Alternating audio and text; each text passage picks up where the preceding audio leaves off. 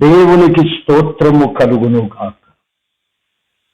మహా కనికరముడు మా యేసు ప్రభువా, నీ పాదములు పొందిన తండ్రి, మరొకసారి మీ పాదపద్మను పట్టుకొని సాయంకాలం వెళ్ళాలి ప్రార్థించే భావించేందుకు అందరూ మమ్మల్ని మీ కృపలో జ్ఞాపకం చేసుకొని 2020లో ప్రవేశపెట్టి 3వ నెల 29వ దినం నుంచి నిన్ను స్తుతించే భావించేందుకు అందరూ ప్రార్థించే భావించేందుకు అందరూ మా ఔషధం పొడిగించేందుకు అందరూ ఆరోగ్యించేందుకు స్తోత్రం.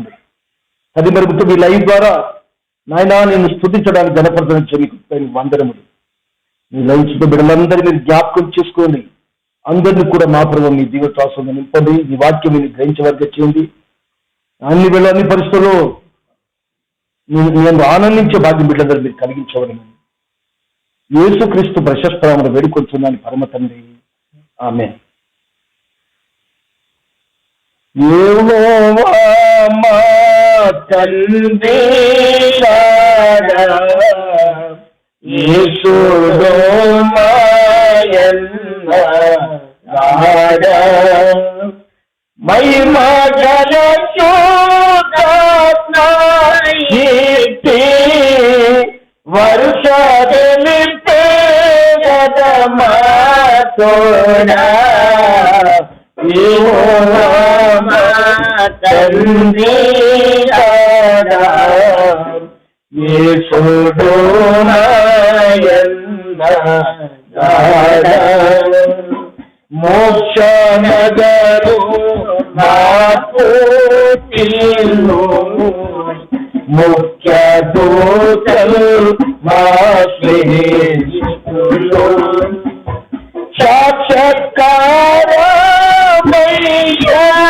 సాక్షాత్కారమయ్యప్పుడు లక్ష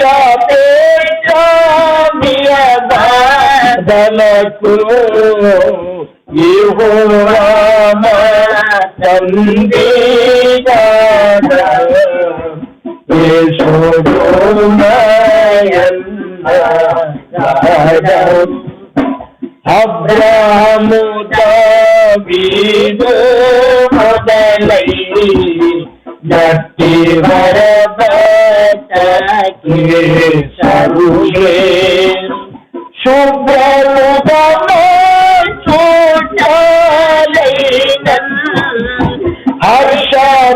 హర్షానితమాగే కొదువా యెహోవా మా తండ్రి యేసుడు మాయన్న యేసురాజి సకల పోసులు గల నిజకు ఖ్యాతి సభలో గణతాలి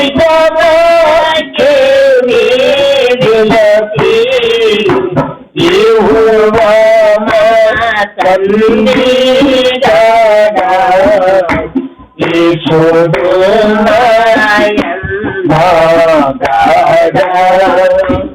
అనుభూ బలిపే మాయన్న తప్పులు కోటిను మా తండ్రి మనసులో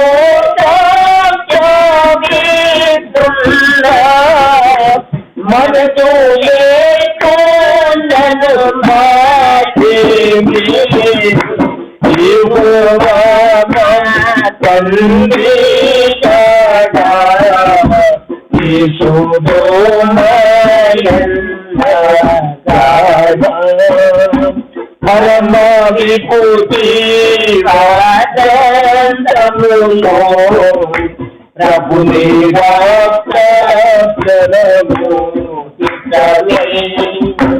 చిరముగా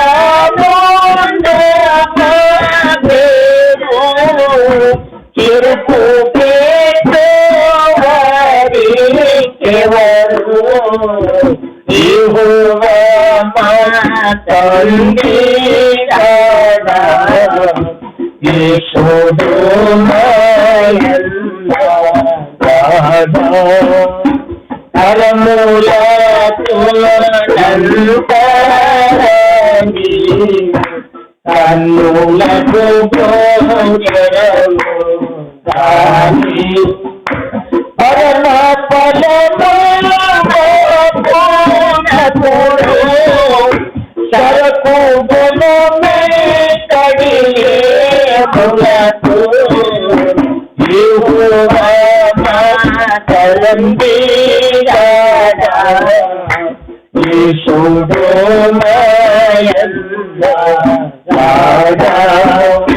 మహిమగల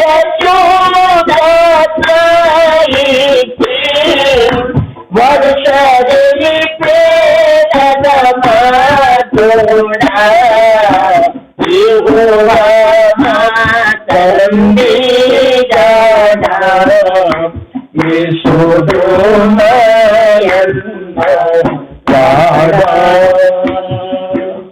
హల్లెలూయా.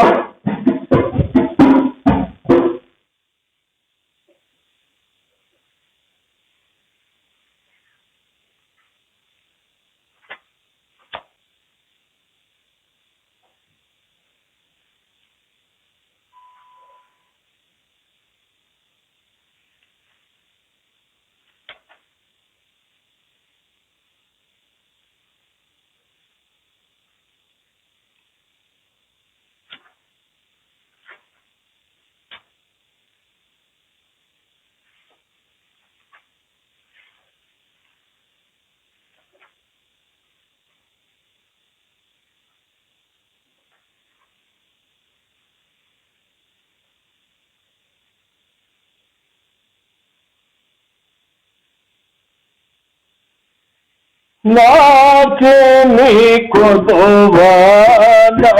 చూడుండ ఇంకా నాకే నీకు చూడుండ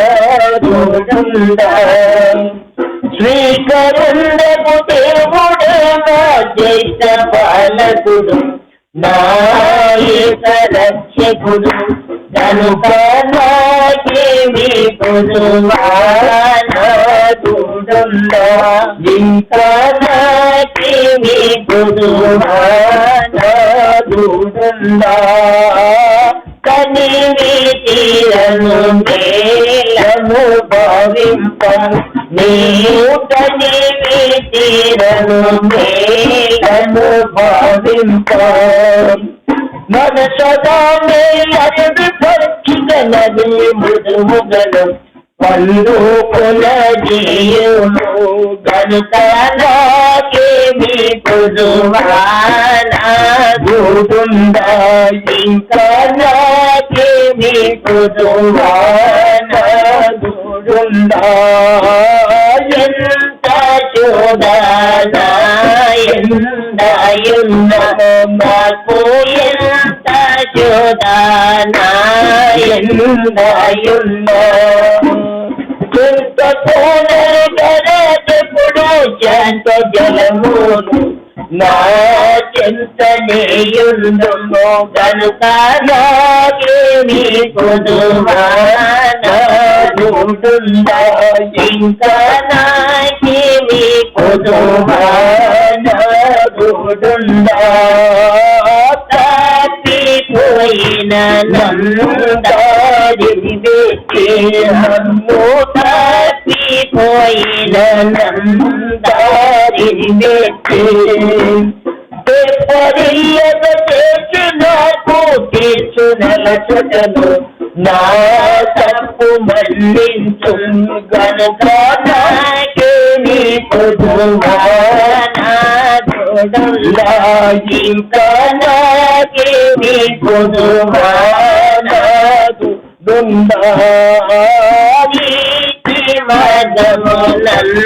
నిలుపున్నో ప్రభువు నీతి నిలుపున్నో ప్రభు నీతి లేని నాకు తనకు నీతి దయచేయు స్వామికి నిలించు కనుక నాకేమి కుదువానూడుండా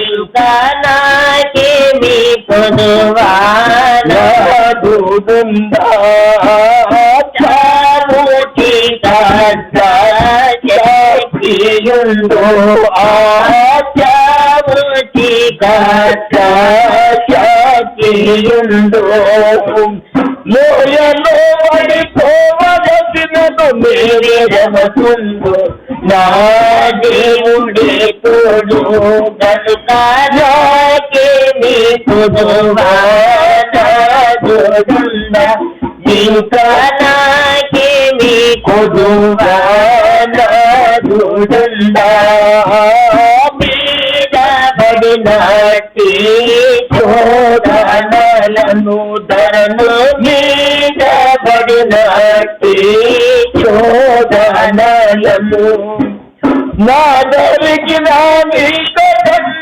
నన్ను బ్రోచులు నా సాధనయౌను గనుక నాకేమి కొదువా నాదుందా ఇంకా నాకేమి కొదువా నాదుందా పదవారంచి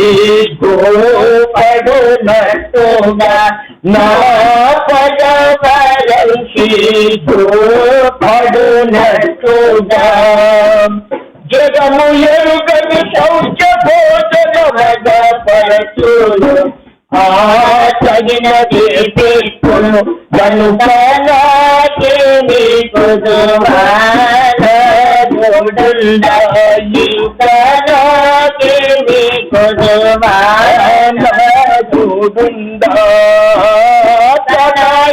తనయాత్మనందా తైలంబుతో ప్రభువు తనయాత్మనందా తైలంబుతో నరదినము తల ఎంత విసుపు తనక దురుచులు నా కన్నీళ్ళన్నీ గనుక నాకేమి కొదువా నాదుందా ఇంకా నాకేమి కొదువా నాదుందా పలువిధములైన భాగ్యములతో తండ్రి పలువిధములైన భాగ్యములతో తెలుపలికి వెడలు నెట్టి వెలగలగింది నా కలిమి దాజేయం కనుక నాకేమి కొదువా నాదుందా ఇంకా నాకేమి కొదువా నాదుందా బ్రతుకంతటల్ కృపాక్షేమములే నా బ్రతుకంతటల్ కృపాక్షేమములు వదల గుండె వచ్చునాతో సుదినములుగలుగా నా పగలు సంపదలు గనుక నాకేమి కొదువా నాదుందా ఇంకా నాకేమి కొదువా నాదుందా దురితములుందో ధరణినకు నిజము దురితములుందో ధరణినకు నిజం నిరవు కాదు కనెప్పటికి నా పరమ దేవుడి మందిరమినాయిను గనుక నాకేమి కొదువా నాదుందా ఇంకా నాకేమి కొదువా నాదుందా శ్రీకరుండకు దేవుడే నా శ్రేష్ఠ పాలకుడు నా ఏక రక్షకుడు గనుక నాకేమి కొదువా నాదుందా ఇంకా నాకేమి కొదువా నాదుందా హల్లెలూయా.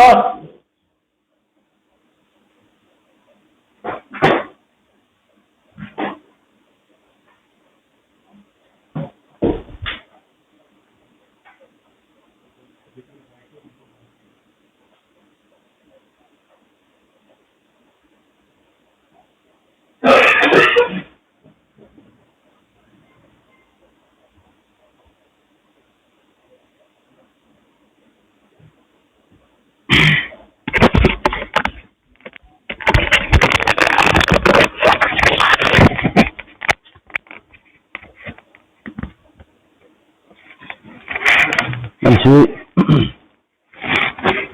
దేవుని పరిశుద్ధ నామానికి మహిమ కలుగును గాక.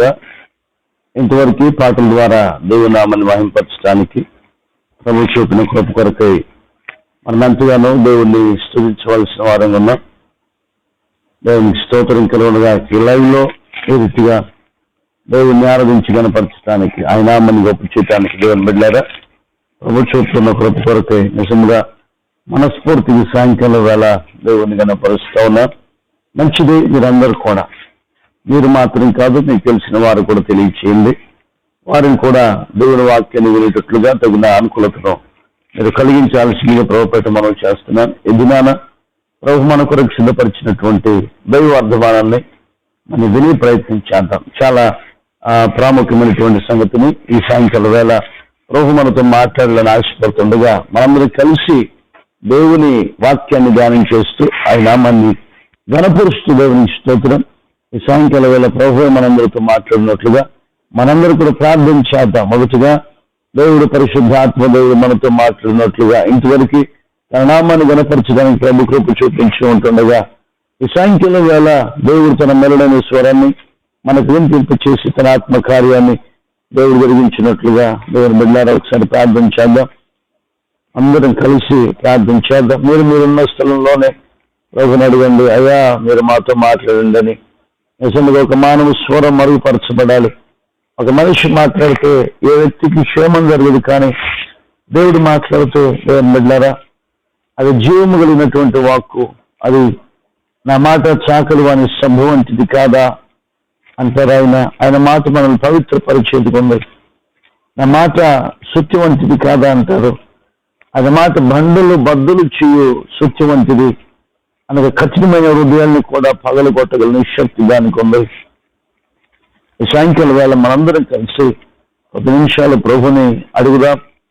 మీరున్న స్థలంలోనే ప్రభా ఈ వాక్యం కొరకు ఎదురు చూస్తూ ఉన్నామయ్యా, మీరు మాట్లాడే దేవుడివి, నిజముగా మీరు గొప్ప దేవుడివి, మీ స్వరం ఎంత అమూల్యమైంది నాయన. తండ్రి మీకు స్తోత్రం చెల్లిస్తున్నాం నాయన. నాటి కాలంలో మీ స్వరం అరుదుగా లభించింది మీ ప్రత్యక్షత, కానీ నేడు విరివిగా మీ వాక్య ప్రత్యక్షత ద్వారా మీరు అందరికి మీరు ప్రసాదించారు. తండ్రి మీకు స్తోత్రాలు. ఆయన మీ కృపలు జ్ఞాపకం చేసుకోండి. ఈ లైవ్ ద్వారా ఎంతమంది అయితే మీ సన్నిధిని అనుభవించడానికి, మీ నామాన్ని గణపరచడానికి, మీ నామాన్ని గొప్ప చేయడానికి ప్రభావ ఈ రీతిగా ప్రార్థించడానికి ఏకీభవించారో వారందరిని బట్టి మిమ్మల్ని స్తుతిస్తూ ఉన్నాం. ఇంకనూ ప్రభావ మీ బిడ్డల్ని ఆయన మీకు స్తోత్రం. మేమందరూ కలిసి మిమ్మల్ని స్తుతించి మీ వాక్యాన్ని వినట్లుగా మీరు అనుకూలత ఇవ్వండి, అనుకూలపరచండి. తండ్రి మరొకసారి మీ పాదాలు పట్టుకుంటూ ఉన్నాం, మీరు సాయం చేయండి. ఆయన మీకు స్తోత్రం, స్తోత్రం, స్తోత్రం. దేవుని మాట దేవుని బిడ్డలారా ఎండిపోయిన ఎముకలను సైతం ఒక గొప్ప సైన్యముగా నిలబెట్టగలిగిన శక్తి దేవుని వాక్యానికి ఉంది. కనుక మీరందరూ కూడా ప్రభు మీరు మాట్లాడండి అని ప్రభుని అడుగుదాం, ప్రార్థన చేసుకుందాం. మమ్మల్ని అతిథికులుగా ప్రేమించిన మా ప్రియ పరలోక తండ్రి, ఈ పరిశుద్ధమైన శ్రేష్టమైన నామాన్ని బట్టి మిమ్మల్ని స్తుతిస్తున్నాం. అయ్యా మీరు నమ్మదగిన దేవుడివి, మీరు గొప్ప దేవుడివి, పూజనీయుడివి, స్తోత్రారుడివి, నాయనా ఎంతైనా నమ్మదగిన దేవుడివి, ఆపత్కాలంలో నమ్ముకునదగిన సహాయకుడివి. అందుకే మీకు వందనాలు చెల్లిస్తూ ఉన్నాం. తండ్రి మీ కృపలు జ్ఞాపకం తీసుకుని సాయంకాలం వేళ మీ పాదాలు పట్టుకుంటున్నామయ్యా. మమ్మల్ని అందరూ కూడా మీరు జ్ఞాపకం తీసుకునండి. ఈ సాయంకాలం వేళ మాకు కావలసిన వర్ధమానాన్ని మీరు దయచేయండి.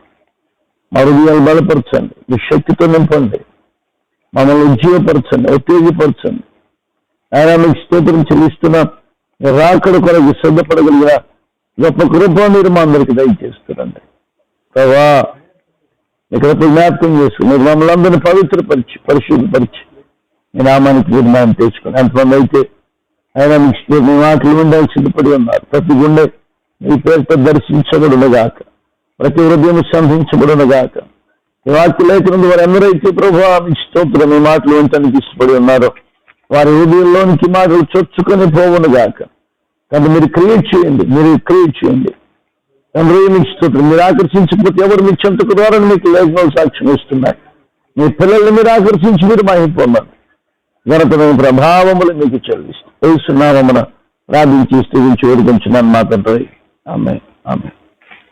మంచి దేవుని బిడ్డలారా, మరొకసారి మీ అందరికి నేను శుభాభివందనాలు తెలియజేస్తున్నాను. మనం వాక్యాన్ని వినే ప్రయత్నం చేద్దాం. ఈరోజు మన వాక్య అంశముగా మరి సంఖ్యాకాండం 25వ అధ్యాయాన్ని మనం చదువుకుందాం. సంఖ్యాకాండం 25వ అధ్యాయము. దేవునికి స్తోత్రం కలుగును గాక. 25వ అధ్యాయము మనం ఒక మాట మనం చదువుకుందాం. దేవునికి స్తోత్రం కలుగును గాక. 8వ వాక్యాన్ని 7-8 వాక్యాలు నేను చదువుతున్నాను. సంఖ్యాకాండం 25వ అధ్యాయము 7-8 వాక్యాలని నేను చదివే ప్రయత్నం చేస్తున్నాను. దయచేసి మీరందరూ కూడా బైబిల్స్ కలిగిన వారందరూ చూసే ప్రయత్నం చేయండి. యాజకుడు ఆహారోను మనుమడును ఎలియాజరు కుమారుడనైన ఫినెహాసు అది చూచి సమాజము నుండి లేచి ఈటెను చేత పట్టుకొని పడగ చోటికి ఆ ఇశ్రాయేలీయుని వెంబడి వెళ్ళి ఆ ఇద్దరిని అనగా ఆ ఇశ్రాయేలీయుని ఆ స్త్రీని కడుపులో గుండా దూసిపోయినట్లు పొడిచాను. అప్పుడు ఇశ్రాయేలీయుల నుండి తెగులు నిలిచిపోయాను. 24,000 మంది ఆ తెగులు చేత చనిపోయేది. దేవుని బిడ్డలారా, మనం చదువుకున్న లేఖన భాగం చాలా ప్రాముఖ్యమైంది. ఇక్కడ ఒక సమాజం మీదకి తెగులు వచ్చినట్లుగా ఆ తెగులు నిలిచిపోవడానికి దేవుని బిడ్డ మరి ఫినెహాసు ఒక ప్రక్రియ, ఒక పని చేసినట్లుగా, ప్రాయశ్చిత్తం చేసినట్లుగా వాక్యలేఖనంలో వ్రాయబడి ఉంది. నేను క్లుప్త వివరణ ఇచ్చే ప్రయత్నం చేస్తాను. ఇది ఇశ్రాయేలీయులు దేవుని బిడ్డారా, వారి జీవితంలో జరిగిన ఒక ప్రాముఖ్యమైన ఘట్టం ఇది. ఇశ్రాయేలు మధ్యలో జరిగినటువంటి చాలా విలువైనటువంటి ఘట్టం ఇది. మనం మొదటి 25వ అధ్యాయం మొదటి వాక్యాన్ని కూడా ఒకసారి మనం చదివే ప్రయత్నం చేద్దాం. ఇశ్రాయేలీయులు షిత్తీములో దిగి ఉండగా ప్రజలు మోయాబు రాళ్ళతో వ్యభిచారము చేయసాగిరి. మీరు గమనించాల్సిన విషయం ఏంటంటే, ఇశ్రాయేలీయులు అరణ్య యాత్ర గుండా వారు ఐగుప్తును విడిచి కనానుకు వెళ్తున్న క్రమంలో వారు షిత్తీము అనేటువంటి ప్రాంతానికి వారు వచ్చారు. వారు ఎప్పుడైతే ఆ షిత్తీము అనేటువంటి ప్రాంతానికి వచ్చారో ఆ ప్రాంతంలో మరి మోయాబు అనేటువంటి కొంతమంది ప్రజలు ఆ ప్రాంతంలో ఉన్నారు. ఎవరు మోయాబు, ఎవరు మోయాబీయులు అని మనం ఆలోచిస్తే, ఈ మోయాబీయులు అనేటువంటి వారందరూ కూడా వారు ఒక రకముగా శాపగ్రస్తమైనటువంటి సంతతి. ఈ మోయాబీలకి మూల పురుషుడు ఎవరు అని కనుక మనం ఆలోచిస్తే, లోతు యొక్క పెద్ద కుమార్తె యొక్క కుమారుడు మోయాబు. లోతు యొక్క పెద్ద కుమార్తె యొక్క కుమారుడు మోయాబు. మోయాబీయులు అందరికీ అతడు మూల పురుషుడు ఉన్నాడు. మనం ఈ విషయాన్ని ఆదికాండం 19వ అధ్యాయంలో మనం చూస్తాం. ఒక చెడ్డ జాతికి మూల పురుషుడు, వ్యభిచార సంబంధమైనటువంటి జాతి మోయాబు జాతి. ఒక అక్రమమైనటువంటి జాతి మోయాబు జాతి. దేవుని బిడ్డారా, ఈ సమాజంలో కూడా కొంతమంది ఆ రీతిగా బ్రతుకున్న వారు లేకపోలేదు. అయితే ఈ సమయాన్ని మనం జ్ఞాపకం చేసుకోవాల్సిన విషయం ఏంటంటే, ఇశ్రాయేలీయులు ఏం చేశారంటే, వారు కనాను వెళ్తున్న ప్రయాణంలో వారి మార్గంలో వారు షిత్తీము అనేటువంటి లోయ దగ్గరికి, షిత్తీము ప్రాంతానికి రావాల్సి వచ్చింది. ఆ ప్రాంతంలో మోయాబీలు ఉన్నారు. అయితే ఈ మోయాబీలతో ఈ ఇశ్రాయేలీయులు ఏం చేశారు, కొంతమంది యవనస్తులు అంటే ఆ స్త్రీలతో వ్యభిచారము చేయసాగినట్లుగా మనం చూస్తున్నాం. మోయాబీయులు అంటేనే మెట్టుకు వారు వ్యభిచార సంబంధమైన పాప సంబంధమైన జాతి. అయితే ఇశ్రాయేలీయులు ఎవరు అంటే దేవుని పిల్లలు. వీరు మరి ఐగుప్తును విడిచి కనానుకు వెళుతున్నటువంటి ఒక యాత్రికులు అని చెప్పాలి. ఈ సమయం మనకు గమనించాల్సిన విషయం ఏంటంటే, యేసుక్రీస్తు ప్రభువు వారిని అంగీకరించిన మనందరం కూడా ఈ లోకమైన ఐగుప్తును విడిచి కనాను అని పిలువబడుతున్న పరలోకానికి మనందరం ప్రయాణం చేస్తూ ఉన్నాం. మనం కూడా ఒక రకమైన ఆధ్యాత్మిక యాత్రలో ఆత్మీయ యాత్రలో మనందరం కొనసాగుతున్న వారమే. ఈ విషయాన్ని మనం మర్చిపోకూడదు. మనం యాత్రికులు, మన సంగతి. వారు ఆ రోజున ఎలా యాత్ర చేశారో ఈరోజు మనం ఐగుప్తును అనేటువంటి పిలువబడుతున్న లోకాన్ని విడిచి మారు మనసు రక్షణ బాప్తిస్మం అనేటువంటి కార్యక్రమం ద్వారా ఇజ్రాయేలుగా విశ్వాసము ద్వారా అబ్రహాము సంతతిగా మార్చబడి దేవుని బిడ్డలుగా మార్చబడి పరలోకం అని పిలువబడుతున్న కనాను చెంతకు వెళ్ళటానికి అదే దర్శనం కలిగి అదే గురి కలిగి మనందరం ప్రయాణం చేస్తున్నాం ఈ రోజున. ఈ ప్రయాణంలో రకరకాల అనుభవాలు, విచిత్రమైన అనుభవాలు. ఇశ్రాయేలు ఆ ప్రయాణం గుండా వెళ్ళాల్సి వచ్చినప్పుడు వారు ఏమై ఉన్నారో వారు మర్చిపోయినట్లు చూస్తున్నారు. ఇశ్రాయేలుకి ఒక కట్టు ఉంది. ఏం కట్టడంటే వారు పరస్త్రీలను పెళ్లి చేసుకోకూడదు, వారు అన్ని జాతి వారితో సహవాసం చేయకూడదు, వారు పాపము జోలికి వెళ్ళకూడదు. There is some boundaries. వారికి కొన్ని హద్దులు ఉన్నాయి. ఇది ఇజ్రాయేలు షిట్టింకి ఎప్పుడైతే వచ్చారో వారు ఏం చేస్తున్నారంటే దేవుని బిడ్డలు వారు హద్దు మీది ప్రవర్తిస్తున్నట్లు చూస్తున్నారు. ఆ ప్రాంత ప్రజలతో వారు వ్యభిచారం చేస్తున్నారు. ఒక ఇజ్రాయేలు తన ఆత్మీయ జీవితంలో వారి ప్రయాణంలో చేయకూడనటువంటి అపవిత్రమైన కార్యం చేస్తున్నారు.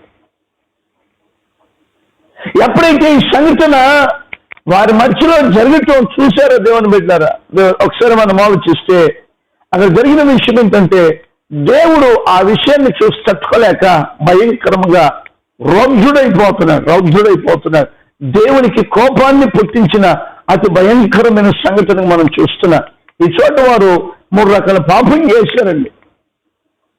ఒకటి వ్యభిచారం చేశారు. రెండవది ఏ స్త్రీలతో అయితే వీరు వ్యభిచారం చేశారో వారి దేవతలకి వారు నమస్కరించారు.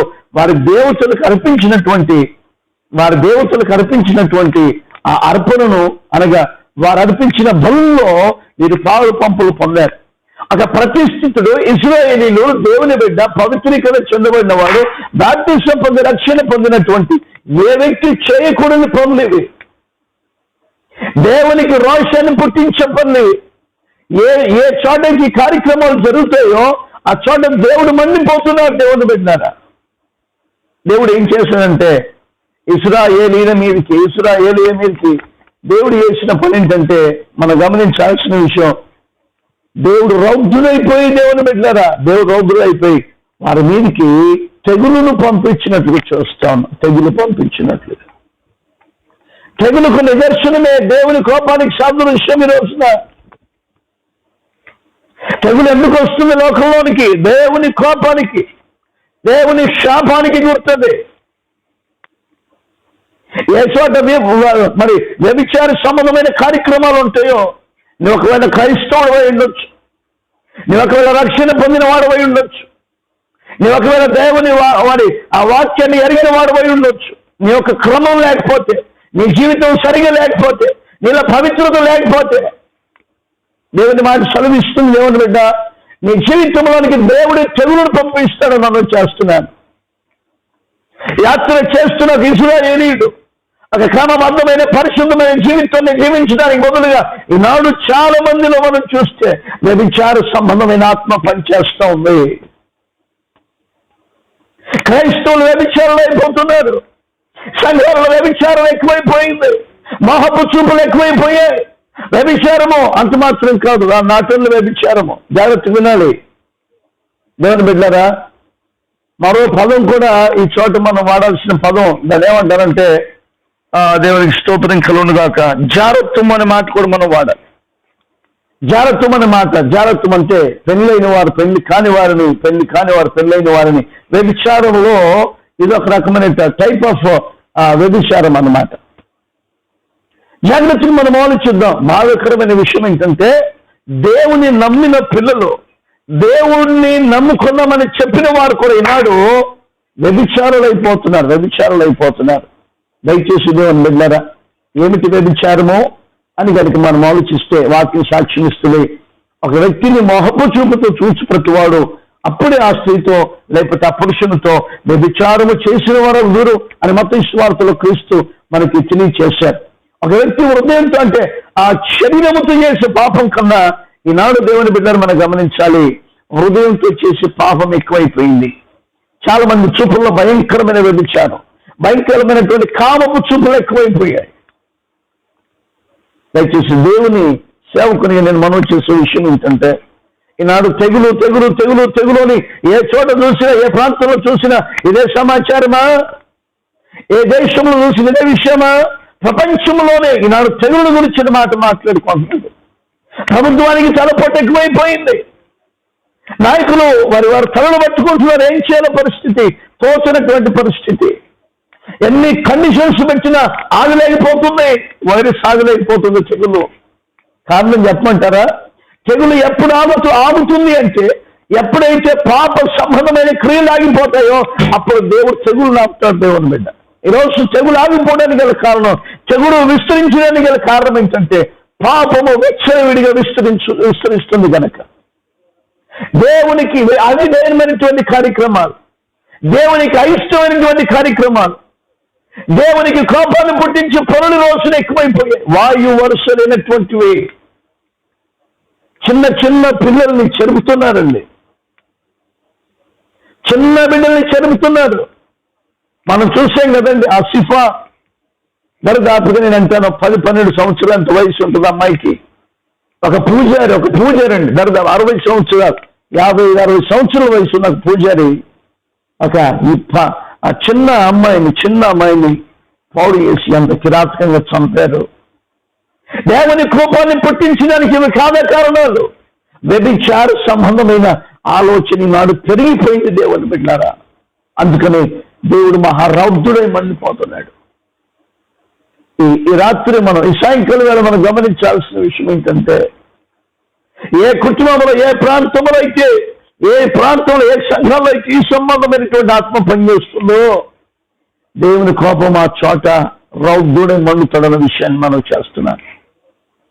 తెగులు ఎవరో కాదు, తెగులు దేవుడు ఉపయోగించే ఒక సాధనం. మర్చిపోవద్దు, మరలా చెప్తున్నాను. తెగులు దేవుడు ఉపయోగించే ఒక సాధనం. దేవుని సైన్యంలో ఒక భాగం తెగులు.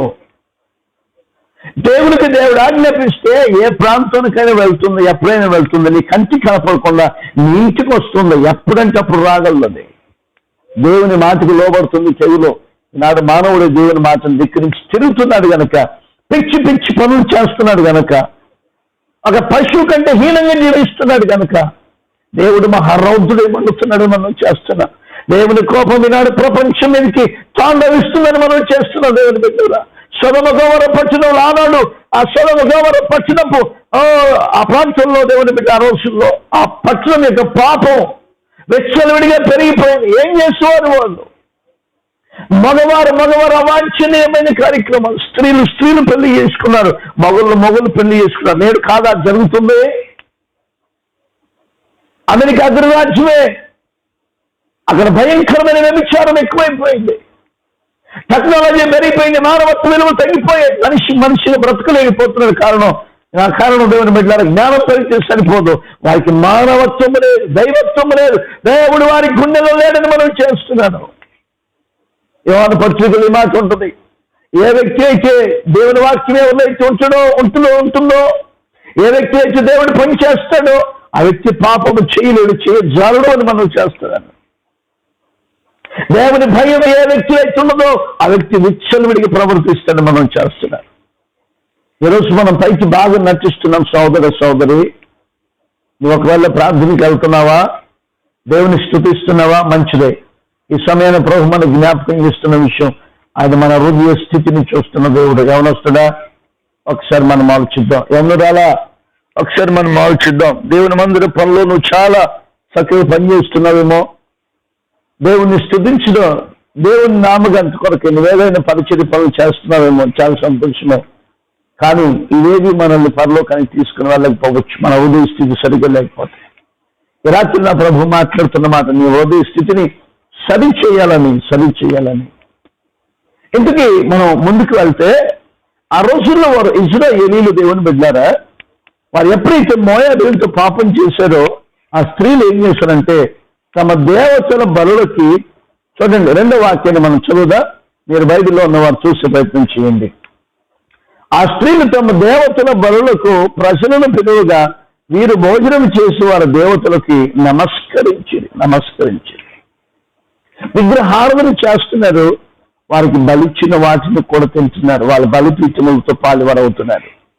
వాక్యం చెప్తుంది, విగ్రహములు ఏమీ లేదు, కానీ ఆ విగ్రహాలు మనం విగ్రహాలకు అర్పించినవి విగ్రహాలకు కాదు, దయ్యానికి అర్పిస్తున్నారు.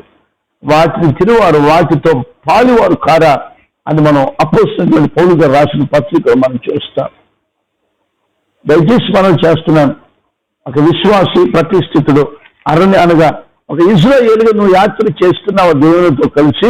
యాత్రలో ప్రారంభించబడినటువంటి ఒక విశ్వాసి నీవు ఈ పాపములో పాలువారు కాకూడదు. ఎప్పుడైతే మీరు మోయాబస్తులు అన్ని స్త్రీల జోలికి వెళ్ళారో వారి ఆత్మీయ స్థితి పూర్తిగా పడిపోయింది. వారు దేవుని దూరం చేయబడ్డారు, దేవుని లక్షణాలు కోల్పోయారు, దేవుని భయం వారిని కోల్పోయింది. దీనంతటి గల కారణం ఏదో చెప్పమంటారా? ఆ స్త్రీలతో వారు చేసిన సహవాసం. వారు మోయాబీయులు, ఆ జాతి మంచిది కాదని వారికి తెలిసి వారితో సహవాసాన్ని పెట్టుకున్నారు. ఒక విశ్వాసి ఈనాడు నీ ఆత్మీయ జీవితం పాడవడానికి గల కారణం నీ స్నేహం ఎవరితో? పక్కింటి వాళ్ళతో, పిచ్చి వాళ్ళతో. నువ్వు ఒకవేళ తప్పుడు మనిషితో స్నేహం చేస్తున్నావా? నిన్ను చూసిన వ్యక్తి ఏమనుకుంటా చెప్పనా? నువ్వు కూడా ఒక తప్పు దారిలోనే ఉన్నావు. స్నేహం ఎవరెవరికి సరిపోతుంది? వ్యభిచారులు స్నేహం చేయగలరు, మరో వ్యక్తులు స్నేహం చేయలేరు. దొంగలతో మాత్రమే సహవాసం చేయగలరు. ఒక వ్యాపార వ్యక్తితో మాత్రమే సహవాసం చేయగలడు. ఒక ఆత్మీయులతోనే సహవాసం చేస్తాడు. కారణం వాళ్ళిద్దరూ ఆత్మ సంబంధమైన విషయాన్ని పంచుకుంటారు కనుక. ఏ కేటగిరీ వారికి ఆ కేటగిరీ వారితోనే సహవాసం చెల్లుబాటు అవుతుంది, మరో వ్యక్తితో చెల్లుబాటు అవ్వదని మనం చేస్తున్నాం. ఈరోజు నీ సహవాసం ఏంటి? ఆ రెండు కలిసి ఉంటే వాళ్ళు వీళ్ళు అయిపోతారంట. సేవకులు పదే చెప్పినా వినరే మీరు ఒక్కసారి కూడా. రాత్రి ఒక్కసారి నీ గుండెలకు తగిలి నా ప్రభు మాట్లాడుతున్నాడు. దేవుని కోపం నీ గుండెల మీదకి, నీ కుటుంబం మీదకి రాకుండా ఉండాలంటే ఈసారి నువ్వు ఆలోచించాలి. నువ్వెవరితో సహవాసం చేస్తున్నావు? ఈ మధ్యలో మనం చూస్తున్నాం దేవుని బిడ్డలారా, యవనస్తులు ఏంటంటే చిన్నవారు మొదలుకొని పెద్దవారి వరకు సమయం దొరికింది కదా, చాలా సమయం ఎక్కువ ఫోన్లో గడుపుతున్నారు. ఫోన్లో ఏముంది అప్పుడా? నేను అంటాను, ఫోన్తో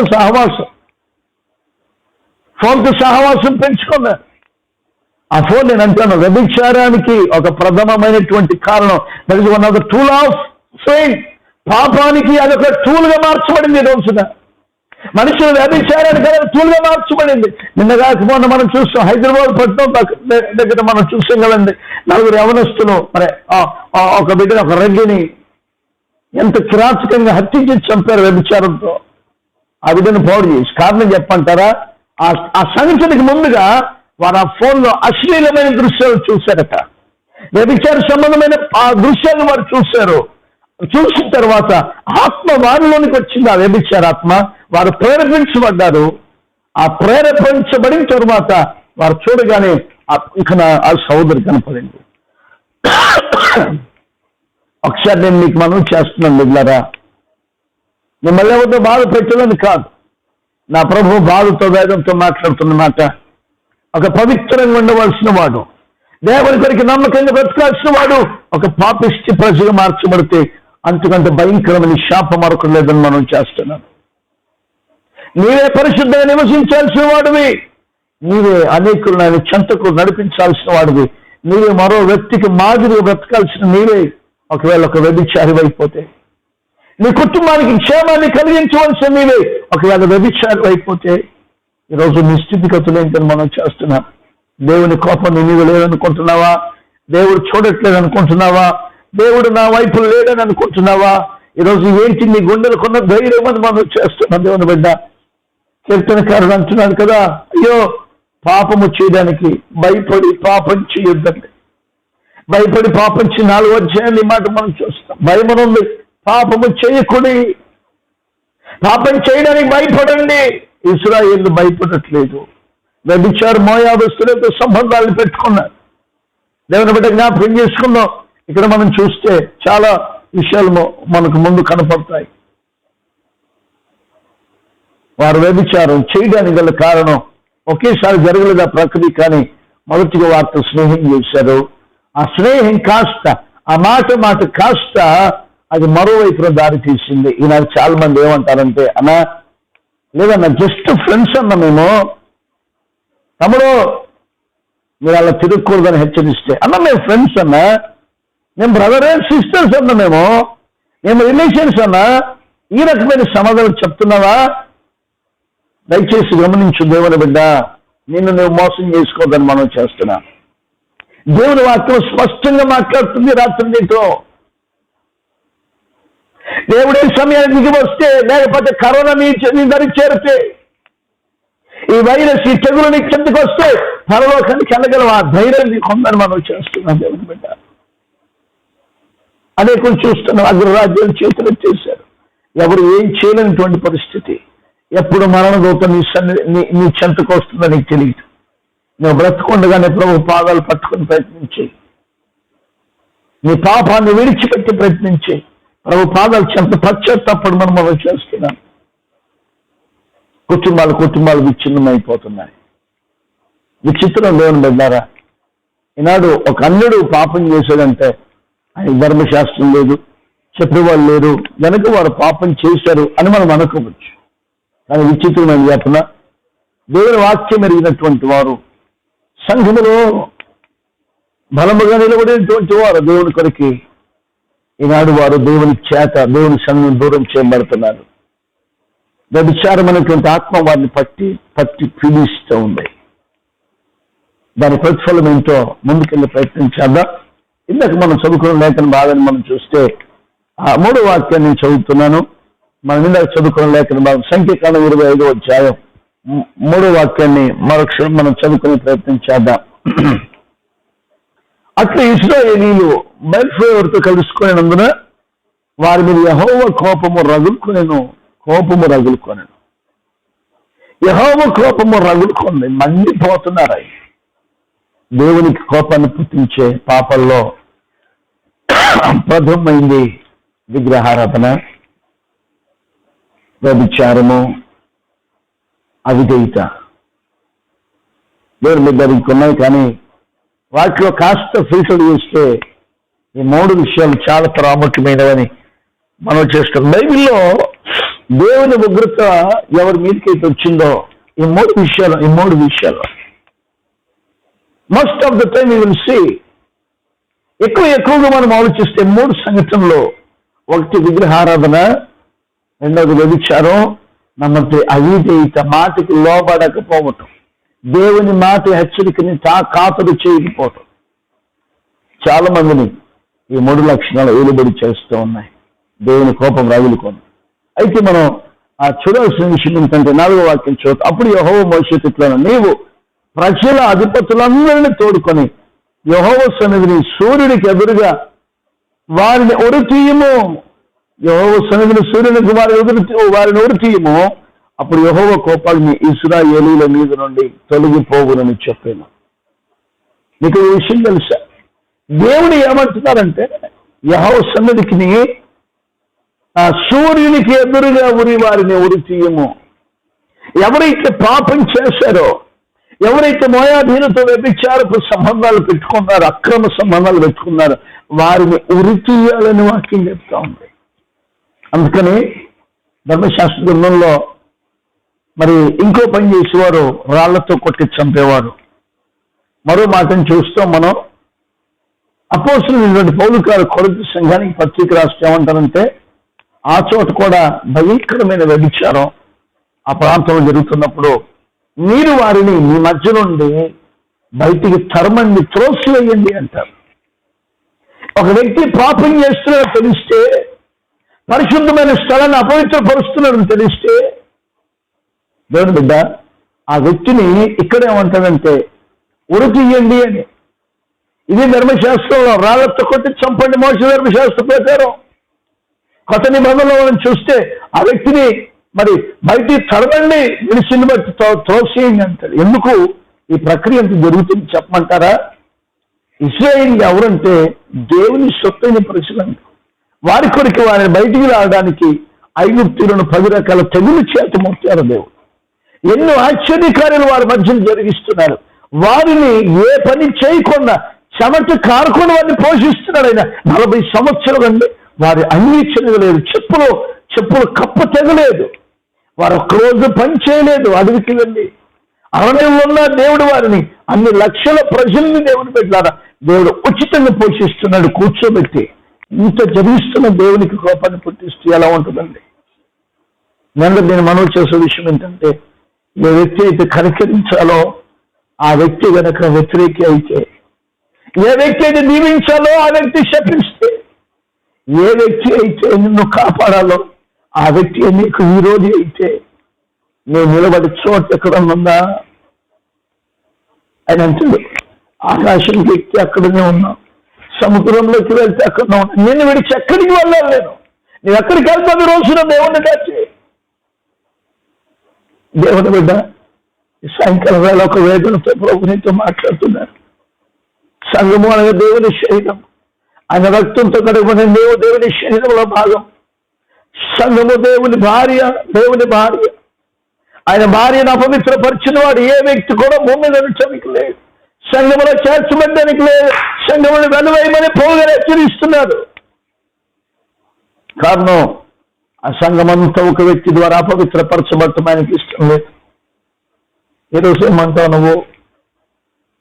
ఇలా ఉరికి ఇవ్వడానికి గల కారణం దేవుడు ఆల్రెడీ వారిని విమోచించిన తర్వాత మరలా వారికి విమోచన లేదు. ఎప్పుడు గ్రంథకర్త ఈ రీతి రాస్తాడు. 10వ అధ్యాయం దేవుని బిడ్డలారా, ఒకసారి మనం ఆ మాటని చదివే ప్రయత్నం చేద్దాం. ఎబ్రీయులకు రాసిన పత్రిక 10వ అధ్యాయం.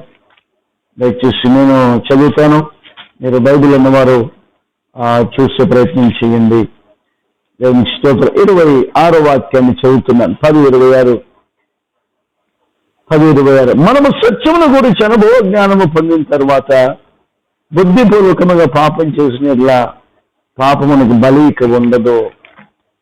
సత్యము విషయమే అనుభవ జ్ఞానం పొందిన తర్వాత, పాపాన్ని గురించిన స్పర్శ నీకు వచ్చిన తర్వాత, దానికి తీర్పున్నదని నీకు తెలిసిన తర్వాత, ఏమన్నా బిడ్డ ఇది తెలిసి పొరపాటు కాదా? బుద్ధిపూర్వకంగా పాపం చేస్తున్నావా?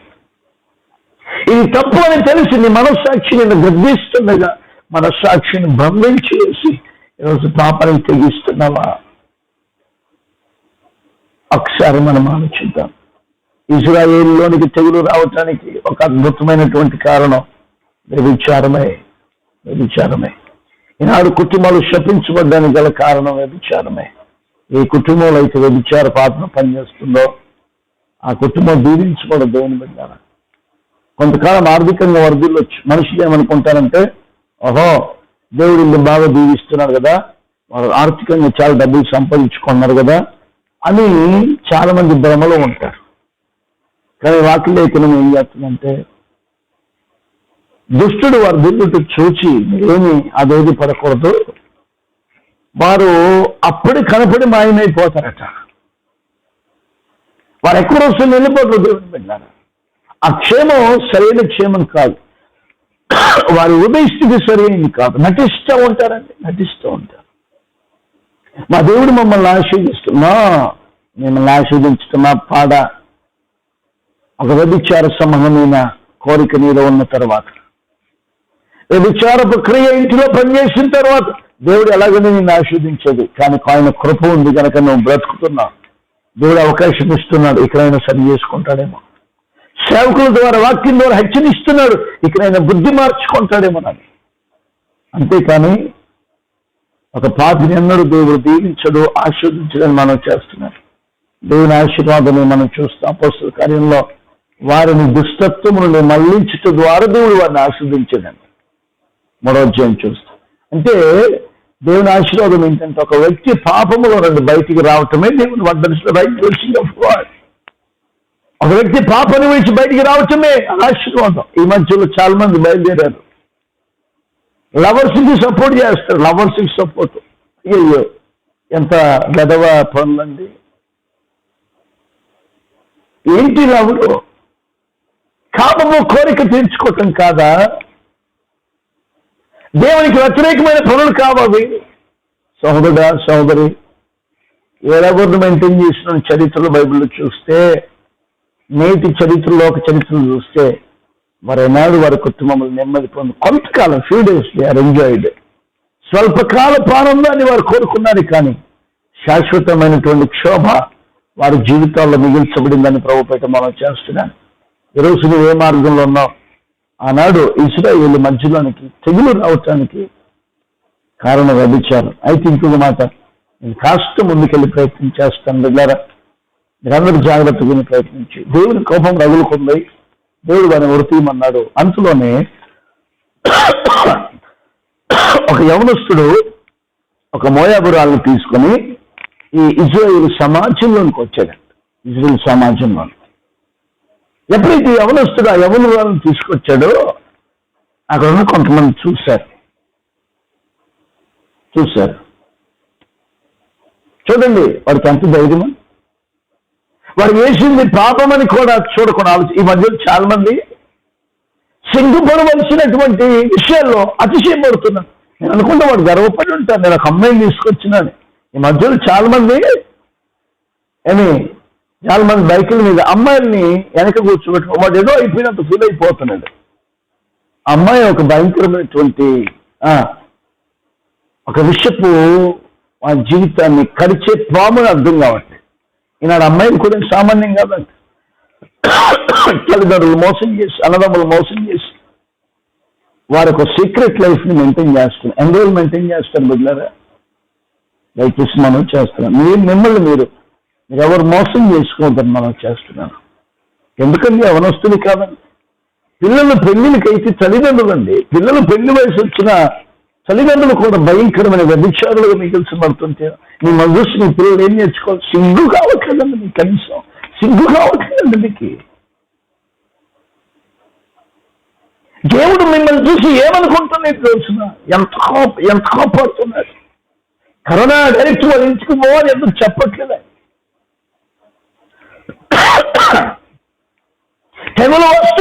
తెగులు వస్తున్నాయి. పాపానికి ప్రాయశ్చిత్తం చేయక తప్పదని మనం చేస్తున్నాను. చూద్దాం. దేవుడు అన్నాడు, ఎందుకు దేవుడు వాడిని ఉరితీయమన్నాడంటే పాపానికి ప్రాయశ్చిత్తం జరుగుతుంది. ఈరోజు మనం ఏం చేసినా చెల్లుబాటు అవుతుంది అనుకున్నావా? ఈయన మనందరి కొరకు దేవుని కోపాన్ని అడ్డగించిన క్రీస్తు మధ్యలో వచ్చాడు కనుక ఈనాడు బ్రతికిపోయావు. నువ్వు ఒక కృప దొరికింది నీకు. దేవుని కోపాన్ని ఆపాడు. దేవుని కోపాన్ని తన భుజాల వేసుకొని తను నలిగిపోయి సమాధానం ఇచ్చాడు. నేను భరించాల్సిన శిక్షకు బదులుగా క్రీస్తు శిలువలో యజ్ఞం చేయబడి తన సర్వస్వాన్ని మన కొరకు దారిపోస్తుంది. నేను పవిత్రుడిగా చేసి నువ్వు అపవిత్రుడు అయినా నువ్వు పరిశుద్ధులని నామకరణాన్ని దేవునికి తెలిసి రోజున ఒక వ్యభిచారైపోతావే. నీ మనస్సాక్ష్యాల ఒప్పుకుంటుంది నీకు. ఆయన ఉడిపి మన సాక్ష్యం దేవుడు సాక్షి ఇస్తే నిలబడగలవా? ఒకసారి ఆలోచించు. యవనస్తుడట మోయాబు స్త్రీని తీసుకొని ఎక్కడికి వచ్చాడంటే ఇజ్రాయేలు సమాజంలోనికి వచ్చారు. కొంతమంది ఉంటారండి ఇలాంటి వారికి ప్రోత్సహించేవారు. కానీ ఇందులోనే ఒక వ్యక్తి ఉన్నాడు, అతని పేరు ఫినిహాసు. అందరి దేవునికి స్తోత్రం చేద్దాం గట్టిగా. హల్లెలూయా, గట్టిగా హల్లెలూయా. చాలా సంతోషం బిడ్డలారా. ఈ మాట చెప్పి నేను ముగింపులోనికి వస్తాను. ఇక్కడనే అదే సమాజంలో ఫినిహాస్ అనేటువంటి ఒక వ్యక్తి ఉన్నాడు. ఫినిహాస్ అనే మాటకి అర్థం జాలిగల మాటలు కలిగినటువంటి వాడు. ఎంత మంచి మాట్లాడేవాడు ఈ పేరుకి అర్థం. అంత మంచి పేరు ఆయనకు ఉంది. ఎవరైతే ఈ ఫినిహాసు ఈ కార్యాన్ని చూశారో దేవుని ఆత్మ దేవుని మనసు ఎరిగిన వాడు గనక ఆ పాపాన్ని చూసి తట్టుకోలేక దేవుని బిడ్డలారా ఒక ఈటె తీసుకొచ్చి, ఒక కత్తి తీసుకొచ్చి వారిరువురు ఏ చోటుకైతే వెళ్తున్నారో పాపానికి కనిపెట్టి వారితో కూడా వెళ్ళి వారిద్దరిని ఒకేసారి చచ్చేటట్లుగా ఆ యొక్క ఈటితో పొడవుగా వారిరువురు ఒకే చోట చనిపోయినట్లు చూస్తున్నారు. దేవుడు సాక్ష్యం ఇచ్చాడు. ఫినిహాసు కొరకు. ఎవరి ఫినిహాసు అంటే నేను ఒక మంచి మాట జ్ఞాపకం. ఫినిహాసు యాజక వంశీయుడు. దేవుని బిడ్డారా, ఫినిహాసు యాజక వంశీయుడు. అహరోను మునుమనుమడు ఎలియాజరు కుమారుడు ఆయన. 7వ వాక్యం మీరు చూడొచ్చు. మనం చదువుకున్న వాక్య భాగంలోని మాటలు ఉంటాయి. ఆరోను ఎవరంటే దేవుడు ఆరోనికి యాజకత్వ బాధ్యతను అప్పగించాడు. యాజకుని మనమడు ఏం చేశాడంటే, ఈ పాపము ఎప్పుడైతే ఎక్కువైపోయిందో, దేవునికి స్తోత్రం కలుగును గాక, ఏం చేశాడు దేవుని బిడ్డలంటే, ఆ ఫినెహాసు ఈటి తీసుకొచ్చి వారిరువురిని ఒకేసారి చంపినట్లు చూస్తాం. అప్పుడు దేవుడు ఆ ఫినెహాసును గురించినటువంటి స్టేట్మెంట్ మనం చూద్దాం ఒకసారి. ఆ 8వ వాక్యం చదివి ఆ తర్వాత మనం ముందుకెళ్దాం. సమాజము నుండి లేచి ఈటను చేత పట్టుకొని పడక చోటికి ఆ ఇశ్రాయేలీని వెంబడి వెళ్ళి ఆ ఇద్దరిని అనగా ఆ ఇశ్రాయేలీని ఆ స్త్రీని కడుపులో కొండ దూసిపోయినట్లుగా పొడిచాను. అప్పుడు ఇశ్రాయేలీలో నుండి తెగులు నిలిచిపోయాను. మరొక మాట జ్ఞాపకం చేయ 11వ వాక్యం. వారి మధ్యలో నేను ఓర్వలేని దానిని తాను ఓర్వలేకపోవటం వలన ఇశ్రాయేలీల మీద నుండి నా కోపము మళ్లించను గనక నేను ఓర్వలేక యుండియో ఇశ్రాయేలీలను నశింపచేయలేదు. లేదా ఈ మాట అంత గొప్ప మాట. ఒక ఫినెహాసు ఇక్కడ మనం చూస్తే అతను జాలిగల వాడని వాక్యం సాక్ష్యం ఇస్తుంది. ఆ పేరుకున్న అర్థం. ఈ జాలిగల వాడికి కోపం వచ్చిందండి. ఎంత కోపం వచ్చిందంటే, ఒక వ్యక్తిని చంపేంత కోపం వచ్చింది, ఒక వ్యక్తిని హత్య చేసేంత కోపం వచ్చింది. ఎందుకు వచ్చింది అంత కోపం? చూడండి, దేవుడు అంటాడు, నేను ఓర్వలేని దానిని అతడు కూడా ఓర్వలేకపోయాడు. ఇది దేవుని మనసు అండి. పాపాన్ని ఓర్వలేని మనసు దేవుని మనసు. పాపాన్ని ప్రోత్సహించి మనసు దయ్యపు మనసు. పాపంతో రాజిపడి మనసు దయ్యపు మనసుని మనం చేస్తున్నాం. అతను చూసి ఓర్వలేక ఎప్పుడైతే ఈ పని చేశాడో ఇశ్రాయేలులో తెగులు ఆగిపోయిందట. తెగులు అయిపోయింది. ఆ రోజున 24,000 మంది హతులైపోయారు తెగులు వలన. దేవుని బిడ్డలారా, ఒకసారి మనం ఆలోచిద్దాం. ఒక్కసారి 24,000 మంది ఇశ్రాయేలులో చనిపోవడానికి ఎవరండి కారణం?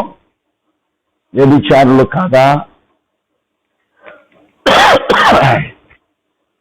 ఈనాడు నీ కుటుంబంలో ఆశీర్వాదం లేకపోవడానికి కారణం, ఒకవేళ నీ తండ్రిగానే ఉండి వ్యభిచారిగా ఉన్నావా, తల్లిగా ఉండి వ్యభిచారిగా ఉన్నావా, కుమారుడిగా ఉండి వ్యభిచారిగా ఉన్నావా, కుమార్తెగా ఉండి వ్యభిచారిగా ఉన్నావా, నువ్వు ఏ స్థితిలో ఉండి ఏ వయసులో ఉండి మనుషులు కనపడట్లేదు కదా నువ్వు విచ్చలుడిగా నువ్వు తిరుగుతున్నావా? నా దేవుడు మనల్ని చూస్తున్నాడు, మనం చేస్తున్నాం బిడ్డలారా. దానికి ప్రాయశ్చిత్తం జరగాల్సిందే.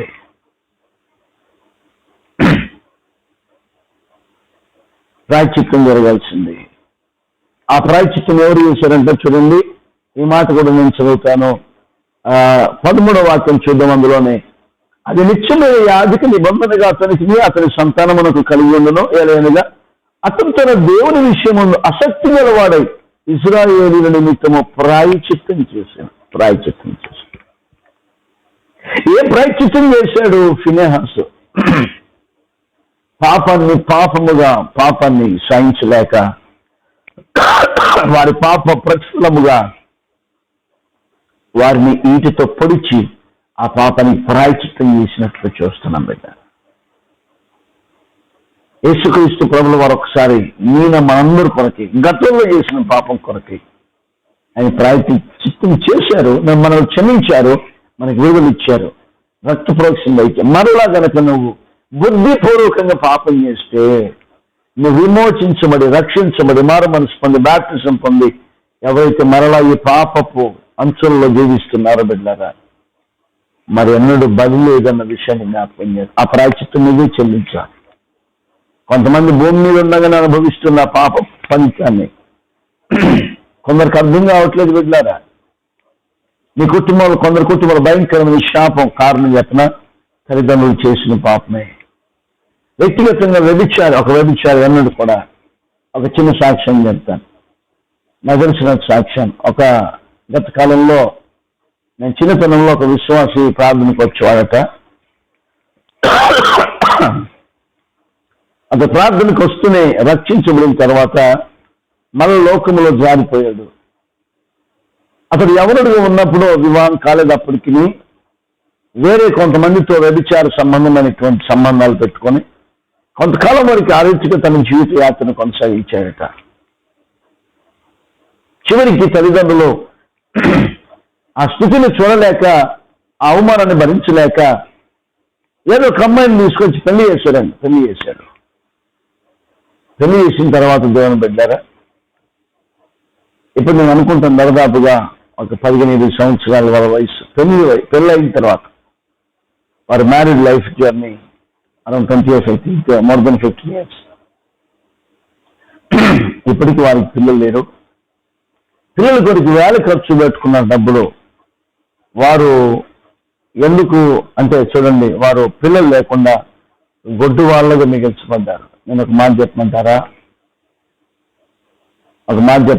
ఎందుకు వారు అవిటి మిగిలిపోయారు అంటే, ఆ భర్త ఆ వ్యక్తి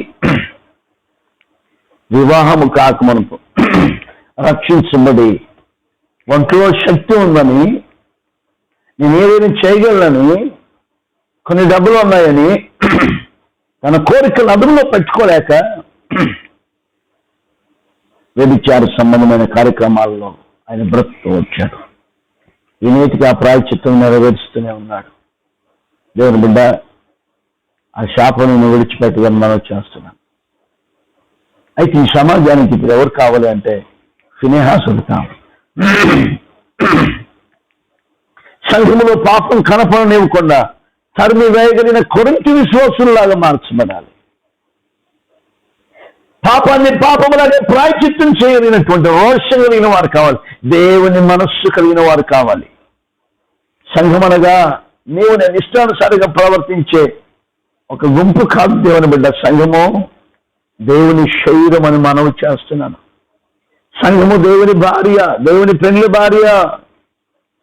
ఆ భార్య కొరికే, ఆ భార్యను పవిత్రపరచడానికే ఆయన కలవరుసులో యజ్ఞం చేసి తన పాపాన్ని, తన ప్రాణం నడిపించాడు. తన భార్య తనలాగా పరిశుద్ధురాలు కూడా ఆశపడుతున్నాడు. ఈనాడు సంఘంలో చేర్చబడి రక్తంలో కలగబడి సంఘంలో సభ్యుడిగా ఉండి వ్యభిచారంతో ఉంటున్నావా? నీవు మాత్రం వ్యభిచారం కాదు సుమా, నువ్వు సంఘాన్ని పాడు చేస్తున్నావు. సంఘానికి ఉన్న పేరును పాడు చేస్తున్నావు. దేవుడు ఊరుకోడు.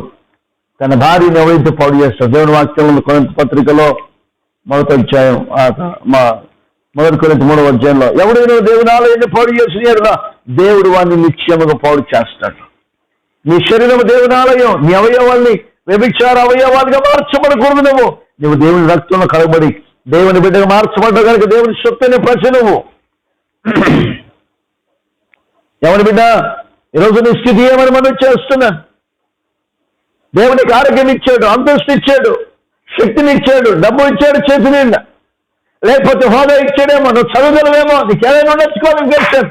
నువ్వు మాట్లాడుతున్న మాట నిన్ను బట్టి నీ కుటుంబానికి శాపం రాకుండా చూసుకో. వారు వ్యభిచారులు అయ్యారు ఇశ్రాయేలీయులు వారి యాత్రలో. కనుకనే వారి మధ్యలో ఒక్క దిన 24,000 మంది ఆ తెగుండి వారు హతులైపోయారు. ఈరోజు నీ వల్ల, నా వల్ల దేవుని బిడ్డారా, కుటుంబానికి శాపం, సంఘానికి శాపం, సమాజానికి కీడు ఒక వ్యభిచారి వల్ల కలుగుతుందని మనం చేస్తున్నాం. ఏ సంఘంలో ఏ వ్యక్తిలో వ్యభిచారాత్మ పని చేయకూడదు. నా సర్వే ప్రకారం అండి, నేను కొన్నిసార్లు ఆలోచిస్తే సంఘాల్లో కూడా వ్యభిచారులు కూడా ఉన్నారండి, ఎక్కువైపోతున్నారు. వాళ్ళు చాలా నటిస్తారండి, చాలా చక్కగా నటిస్తారు. వారు కూడా అంటే ఆత్మీయ యాత్రలో ఉన్నవారే, మందిరానికి వస్తారు, బాగా నటిస్తారు, పనులను చక్కగా చేస్తారు, ఇబ్బంది లేదు. దేవుని బిడ్డ, నీ హృదయ స్థితిని ఒకసారి జ్ఞాపకం చేసుకో. పవిత్రీకరించండు. ఈ కొంతకాలం ఈ చివరి రోజులు మనం ఉన్నాం. నీ స్థితి ఏమని మనం చేస్తాం. ఇంకో మాట జ్ఞాపకం చేస్తాం. ఈ ఇశ్రాయేలీయులు ఈ సమాజంలోనికి వచ్చిన 2 యవనస్తులు ఎవరు అంటే, 2 కూడా వారి తల్లిదండ్రులు హోదాలు ఉన్నటువంటి వారు, పెద్దరికంలో ఉన్నటువంటి వారు. దయచేసి ఈ మాటని మనం చూస్తే, దేవునికి స్తోత్రం కలుగునుగాక. ఈ మాటను మనం చూస్తే ఎవరు ఈ 2 మనం చూస్తే దేవుని బిడ్డారా, వారిద్దరు కూడా ఇదే. మనం కొంత ముందుకు వెళ్తే ఆ విషయం మనం చూస్తాం. దేవునికి స్తోత్రం. చూడండి ఆ మాట మనం చూద్దాం. 14వ వాక్యాన్ని చూద్దాం. చంపబడిన వాని పేరు జిమ్రి. అతడు షిమ్మోనీయులలో తన పితరుడు కుటుంబమునకు ప్రధాని అయిన సాలు కుమారుడు. చంపబడిన జిమ్రి అండి పేరు అయింది, యవనస్తుడు. ఫినెహాసు ఎవరినైతే ఇద్దరు యవనస్తులు చంపాడో అందులో ఆ అబ్బాయి పేరు జిమ్రి. అతడు ఎవరంటే చూడండి, షిమ్మోనీయులలో తన పితరుల కుటుంబమునకు ప్రధాని అయిన సాలు కుమారుడు, ప్రధాని అయిన తండ్రి, మంచి హోదాలో ఉన్నాడండి. ఇజ్రాయేలు గోత్రాలు షిమ్మోను గోత్రంలో ఒక పెద్ద మనిషి. ఆ కుమార్తె ఎవరో కూడా చూద్దాం. చంపబడిన స్త్రీ పేరు కొబ్జీ. ఆమె సూరు కుమార్తె. అతను మిద్యానీయులలో ఒక గోత్రమునకును తన పితరుల కుటుంబమునకు ప్రధాని అయి ఉందను. ఈ సహోదరి మామూలు కాదుగా. మోయాబు ఆ వంశంలోనే వాళ్ళ తండ్రి ఎవరంటండి, ఆ గోత్రమునకు తన పితరుల కుటుంబం ప్రధాని అయి ఉండను. Is one of the elder of the family. ఆ కుటుంబానికి ఒక నాయకుడిగా ఉన్నట్లు చూస్తున్నాం బిడ్డారా. కుటుంబానికి నాయకుడు. తండ్రులేమో వారి గోత్రానికి నాయకత్వాన్ని వహిస్తున్నారు. తండ్రులు సంఘాల నాయకత్వాన్ని వహిస్తున్నారు. విశ్వాస కుటుంబానికి నాయకత్వాన్ని వహిస్తున్నారు. చూడండి, ఈనాడు క్రైస్తవ సమాజంలో చూస్తే పాస్టర్ల కొడుకులు వ్యభిచారులు అయిపోతున్నారు. దయచేసి ఈ మాట చెప్తున్నందుకు మీరు ఎవరేం బాధపడద్దు. వాస్తవ సత్యాన్ని మాట్లాడుతున్నాను. సంఘ పెద్దలు కుమార్తెలు వ్యభిచారులు అయిపోతున్నారు. విశ్వాసంలో పవిత్రంగా బ్రతకాల్సినటువంటి ఈ వ్యక్తులే తల్లిదండ్రులేమో విశ్వాసంలో ఉన్నారు. వారి పిల్లల తరానికి వస్తుంది ఎవరు బిడ్డారా, అదొక చెడ్డతనంగా మార్చబడింది. అలాగని వారు ప్రార్థనకు రాని వారని కాదు, వారి చిన్నతనము నుండి వారు ప్రార్థనలో ఉన్నటువంటి వారు. కానీ దేవుని భయం భక్తి వారిలో లేని కారణం చేత వారు ఏం జరిగిందంటే, దేవుని బిడ్డారా, ఇక్కడ మనం చూస్తే ఈ జిమ్రి వలె, రెండవది కొబ్జీ వలె ఈనాడు నాయకత్వంలో ఉన్నటువంటి, ప్రధానత్వంలో ఉన్నటువంటి దేవుని బిడ్డారా, వారి కుమారులు కుమార్తెలు పాపం చేసినట్లుగా ఈనాడు కూడా సంఘాల్లో జరుగుతుందని మనం చేస్తున్నాం. బిడ్డారా, ఒకసారి మనం ఆలోచించాల్సిన విషయం, మనం ఏ స్థితిలో ఉన్నామని ముఖ్యం కాదు. దేవుని బిడ్డారా, దేవుడు మనల్ని చూస్తున్నాడని భయం మన సంఘాలని అలముకొనును గాక. ఒకసారి మనం ఆలోచిద్దామా? మన సంఘాలకి నాడు ఫినెహాసు లాంటి ఆత్మ కలిగిన వారు కావాలి. పాపాన్ని చూసి ఓర్వలేనటువంటి వారు కావాలి. పాపాన్ని చూసి తట్టుకోలేనటువంటి వారు, పౌరుషం కలిగిన వారు కావాలి. అది ఎలా సాధ్యం చెప్పిన? దేవునికి సన్నిహితంగా జీవిస్తూ, దేవుని కొరకు రోషంగా బ్రతుకుతూ, దేవుని కొరకు కృషితో బ్రతికేవాడు పాపాన్ని చూసి, పాపం చేయడు కావాలో, పాపము వాడి కన్ను దృష్టిలో కనపడతాయి. వాడు రోషంతో దేవుని బిడ్డారా ఆ పాపాన్ని ఖండించి వాడికి బ్రతుకుతాడని మనం చేస్తున్నాం. ఈ రాత్రి మాటలు వింటుంది నేను మన స్థితిని ఒక్కసారి ఆలోచించాల్సిన పని మనం చేస్తున్నా. ఇంకొక మాట చెప్తానే, పరిశుద్ధ గ్రంథంలో సమూయేలు గ్రంథకర్త సమూయేలు కాలంలో సమూయేలు చిన్న వయసులో ఉన్నప్పుడే షిలోలో ఉన్న మందిరంలో ఏలి అనే యాజకుడు ఉండేవాడండి. ఆ యాజకునికి మగపిల్లలు ఉన్నారు. వాస్తవానికి ఒక యాజకుని కుటుంబం యాజకత్వం చేయాలి ఆ రోజున. అదే రీతిగా ఆ సంతతి ఆ రాత్రిగా కొనసాగుతూ వచ్చేది. లేవీలు వారు యాజకత్వం చేసేవారు. కానీ ఇక్కడ మనం చూస్తే మన ఏలి యాజకుడికి ప్రధాన యాజకుడు ఉన్నాడు. కానీ ఏలి కుమారులు ఎవరైతే శిలభ మందిరంలోనికి వచ్చేవారో ఆ వచ్చిన స్త్రీలను పాడు చేయటం ప్రారంభించారు. దేవుని ఉగ్రత మండింది. అయితే దీపం మారిపోకమునిపే ఏలి తరువాత ఆ మందిరపు పనులు చూడాల్సిన నా కుమారుడే, మందిరాన్ని పవిత్రంగా చూడాల్సిన, ప్రతి నిత్యం ధూపం వేయవలసినటువంటి, దేవుని మనస్సాన్ని శుభ్రపరచవలసినటువంటి ఆ మందిరపు పనులన్నీ ఉపకరణలన్నింటినీ కూడా సరిగా చూడాల్సినటువంటి వారే, సమకపురొచ్చిన పనుల మీద పనులని పేర్చి ఉంచాల్సినటువంటి వారే, మందిరపు పరిచయం చేయాల్సినటువంటి ఈ ఏలి కుమారులు ఏం చేశారు? దేవుని బిడ్డారా, ఏలి కుమారులు మందిరాన్ని పవిత్రంగా ఉంచాల్సిన అపవిత్రపరిచారు. దేవుని కోపం అండి. అయ్యో యాజకత్వం చేయడానికి ఎవరు లేరే, ఇక ఏదితో ఆ యాజకత్వం ఆగిపోతుందేమోనన్న భయంతో సమయాలు చిన్న వయసులో ఉన్నప్పటికీ, అందుకే రాయబడిన మాట మనం చూస్తాం, దీపము ఆరిపోకమునుపో దేవుడు సమయాల్ని దేవుని బిడ్డలారా దేవుని మందిరమైన శిలోహకు నడిపించారు. ఈ మాటలు ఉన్న దేవుని బిడ్డ, యేసుని నమ్ముకున్న ప్రతి వ్యక్తి కూడా యాజకుడే. మన కుటుంబం ఒక యాజక కుటుంబం. దయచేసి మనం చేస్తున్నాను, మన కుటుంబాల్లో నుండి వ్యభిచారం రాకూడదు, కానీ ఫినిహాసులు బయటికి రావాలి. దేవునికి స్తోత్రం కలగాలి. మన కుటుంబాల్లో నుండి ఫినిహాసులు బయటికి రావాలని దేవుని బిడ్డ. ఫినిహాసు జాలి కలవాడు, కానీ పాపాన్ని చూసి ఓర్వు లేకపోయాడు. దేవుడు అంటాడు, నేను ఓర్వు లేని దానిని ఫినిహాసు ఓర్వు లేకపోయాడు, ఆ పాపానికి ప్రాయశ్చిత్తం చేశాడు, నేను చేయాల్సి పని చేశాడు. పౌలు కొరింథీ సంఘాన్ని బట్టి ఆ పాపాన్ని చూసి తట్టుకోలేకపోయాడు. దేవుని బిడ్డ, నీలో భయంకరమైనటువంటి వ్యభిచారం చేస్తున్న వారిని మీరు తరిగిన వారు కాదు అంటాడు. వారిని చదువుకొని సంఘము శుద్ధి చేయమని దేవుని బిడ్డారు. నేనేమంటానంటే, మనలో ఉన్న ఆత్మని మనం తరమాలి. వ్యభిచారి అని ఆ వ్యక్తిని తరమి దానికన్నా నీలో ఉన్న ప్రతి వ్యక్తిలో ఉన్న వ్యభిచారాత్మని యేసు నామములో తరుముదము గాక. యేసు నామముల ఆత్మ మరచంతో నుండి పారిపోవును గాక. దేవుని బిడ్డ, నేను ముగించేయబోతున్నాను. రాత్రి మరొకసారి మన ప్రపంచ దేశాల వివరాలు మీరు చాలా బాగా తెలుసు, మీరు చాలా బాగా చూస్తూ ఉన్నారు, టీవీలు చూస్తున్నారు, న్యూస్ చూస్తూ ఉన్నారు. ఎప్పటికప్పుడు వాట్సాప్ ద్వారా, ఫేస్బుక్ సమాచారాలు మీకు అందుతున్నాయి. వైరస్ కోవిడ్-19 మంచిదే. నేను ఒక మాట అంటాను, ఈ వైరస్ వల్ల కొంత నష్టం జరగవచ్చు, కానీ వ్యభిచారం వల్ల ఎక్కువ నష్టం జరుగుతుంది. పాపపు అలవాటు ద్వారా మరి ఎక్కువ నష్టం జరుగుతుంది. దయచేసి ఈ విషయాన్ని మీరు గమనించాలని మనం చేస్తున్నాను.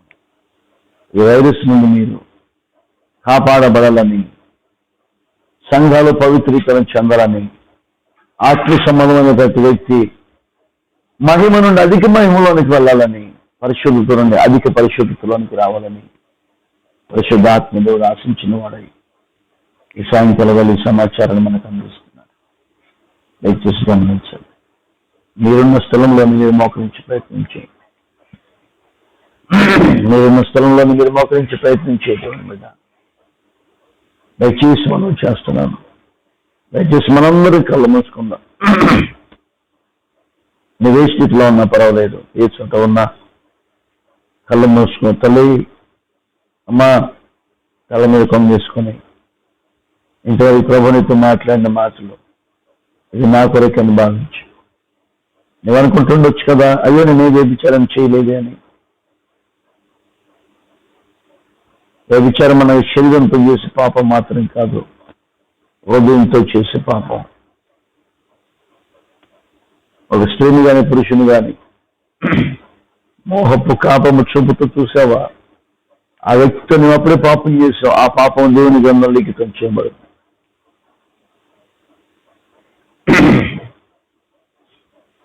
దయచేసి దేవుని బిడ్డారా, ఈ చివరి రోజుల్లో మనం ఉన్నాం, ఆత్మీయ యాత్రలో మనం ఉన్నాం. నిలువని కణాలను కణాలకు చేరుకోవలసిన వారంగా మనం ఉన్నాం. రాత్రి పరిశుద్ధాత్ముడు మాట్లాడుతున్నాడు. పశ్చాత్తాపడు, పాపాన్ని ఒప్పుకొని విడిచిపెట్టా, నేను పాపి అన్నాడు.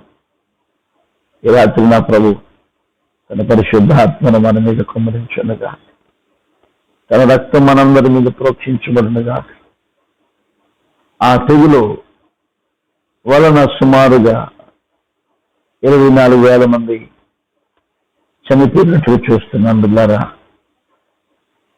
ఏ తెగులు ఎందుకు వచ్చిందో తెగులు వ్యభిచార కారణాన్ని బట్టి, సమాజం అపవిత్రతను బట్టి, మన దేవుని మాట ధిక్కరించిన విధానాన్ని బట్టి. ఈరోజు నువ్వే అన్ని కారణాలు కలిగి ఉన్నావా?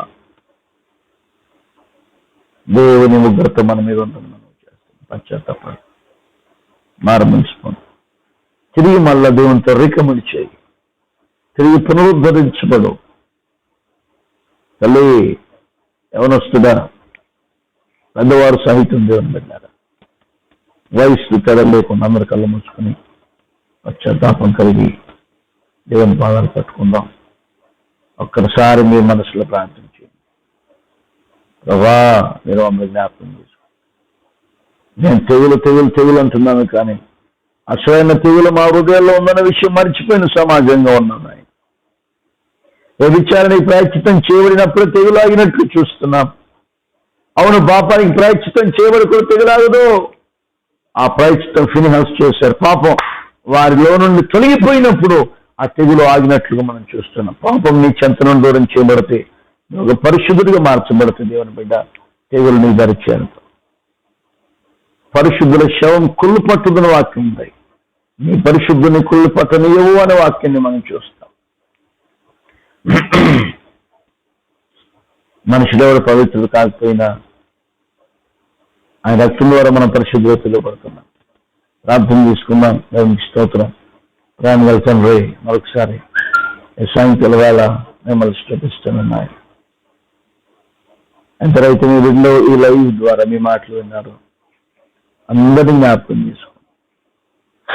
ఏ ఒక్క ఆత్మ విడిచిపెట్టబడకూడదు.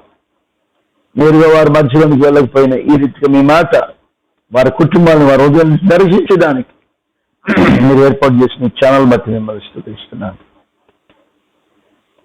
మీరు సహాయం చేయండి. మీ కృప చూపించి మహిమ పొందండి. మాలో ఫిన్హాసును రేపండి.